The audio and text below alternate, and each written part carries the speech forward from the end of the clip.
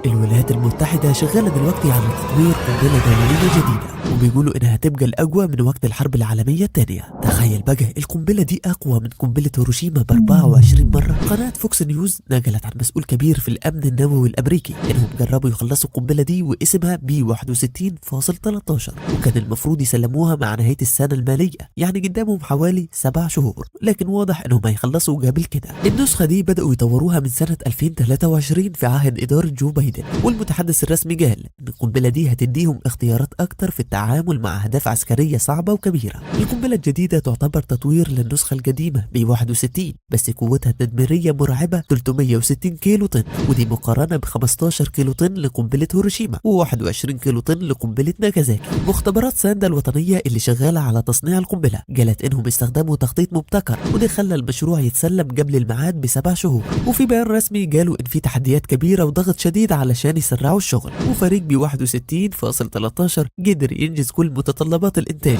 بالتعاون مع مختبر لوس ألاموس والإدارة الوطنية للأمن النووي.